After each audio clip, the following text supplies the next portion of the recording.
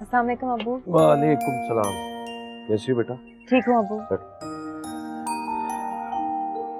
तुमने कोई जरूरी बात करनी थी मुझसे? जो भी बात करनी है जल्दी करो, मुझे एक जरूरी काम से जाना। तुम्हें पता मैं कितना मसरूफ होता हूँ। तुम हमेशा उल्टी सीधी फरमाइशें कर देती हो। बोलो। अब्बू क्या अब्बू अब्बू लगा रखी है? भाई जो बात करनी है जल्दी से करो। और हाँ, अगर तुम शादी की तैयारी की वजह से परेशान हो तो वो सब मुझ पर छोड़ दो, मैं सब संभाल लूंगा।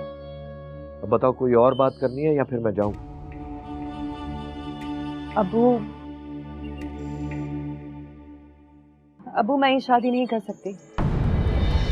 क्या क्या बकवास कर रही हो तुम? होश में तो हो? मेरी गलती है जो तुम्हें इतनी आजादी दी। चाहिए तो ये था कि मैं तुम्हें यहां से ले जाता और उसके साथ निकाह पढ़वा देता तुम्हारा। मैंने तुम्हारी खुशी की खातिर उससे मिलने की इजाजत दी और तुम इनकार कर रही हो। तुम्हें इनकार करते थे मेरी खुशी का कोई ख्याल नहीं आया। मैंने तुम्हें कहा भी था कि मुझे हर सूरत हाँ में जवाब चाहिए। तुम्हारे पास इनकार का जवाब क्या है? अब्बू मैं 2 बेटियों की सौतेली माँ नहीं बनना चाहती। मैं नहीं चाहती कि जो जुल्म मेरे साथ हुआ वो किसी और के साथ हो। अब्बू मेरे अंदर मजीद किसी भी तरह की कोई नफरत बर्दाश्त करने की हिम्मत भी नहीं है। अब्बू मैं चाहकर भी उनके साथ वो इंसाफ नहीं कर पाऊंगी। सब बकवास बातें। अगर तुम्हें यह लगता है कि राबिया ने तुम्हारे साथ इंसाफ नहीं किया तो तुम हफीज की बच्चियों के साथ इंसाफ करना और साबित करो कि सौतेली माँ भी हकीकी माँ जैसी होती है। फिर वो बच्चियां तुमसे नफरत क्यों करेंगी? अब्बू मैं ऐसा नहीं कर सकती। असल बात कुछ और है। राबिया ठीक कहती है कि तुम हाथों से निकल गए। तुमने इनकार करने से पहले यह भी नहीं सोचा कि तुम्हारे बाप को कितनी शर्मिंदगी उठाने पड़ेगी सबके सामने। राबिया की सब बातें सच साबित हो जाएंगी। वो तो पहले ही कह रही थी कि तुम इनकार करने का बहाना ढूंढ रही हो। अब्बू मैं बहाना नहीं ढूंढ रही।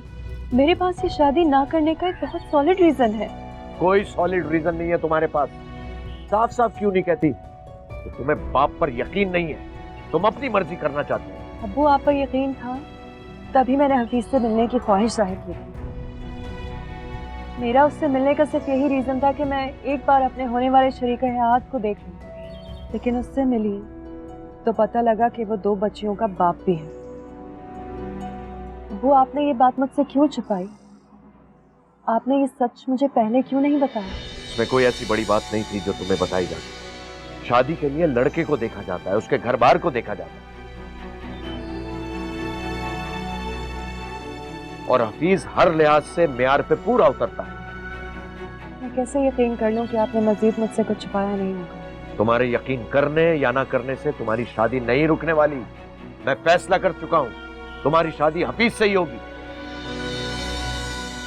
मेरी बात कान खोल के सुन लो। तुम ऑफिस से रिजाइन करो, 1-2 दिन बाद आकर मैं तुम्हें यहां से ले जाऊंगा। कहाँ?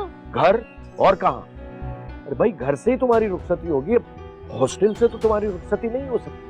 वैसे भी हफीज को तुम्हारी इस नौकरी की जरूरत नहीं है। भाई आराम से शादी करो, खुश रहो और घरदारी संभालो। लेकिन अब्बू इतनी जल्दी? जब तुम्हारी शादी करनी है तो फिर देर किस बात की? हफीज को भी जल्दी है और मैं भी तुम्हारे इस फर्ज से जल्द अज जल्द सुबुकदोश होना चाहता हूं। फायजा, अब मुझे तुम पर भरोसा नहीं रहा। बाप होने के नाते मैं अपना फर्ज निभाना चाहता हूं। अगर मेरी जगह जोया होती तो क्या आप उसकी भी शादी 2 बच्चों के बाप से कर देते? जोया का इस मामले में जिक्र कहां से आ गया? वो अभी बहुत छोटी है और पढ़ रही है। वैसे भी उसकी मां है उसके बारे में फैसला करने के लिए। देखो बेटा, तुम्हारी मां नहीं है, इसलिए मैं जल्द अज जल्द तुम्हारी शादी करना चाहता हूं। मैं तुम्हें बता नहीं सकता बेटा, जब मैं तुम्हें ऐसे अकेले रहते हुए देखता हूं तो मेरे दिल पर क्या गुजरती है। सही कह रहे हैं, उसकी तो माँ है, मेरी तो ना माँ है और ना ही। तो बस उससे बहस मत करो। जैसा मैंने कह दिया वैसा करो। बस 2-3 दिन बाद मैं तुम्हें आऊंगा, ये सब वाइंड अप करो यहाँ से। अब्बू प्लीज मेरी बात सुने, मेरे साथ ये बस, मैंने जो कह दिया सो कह दिया।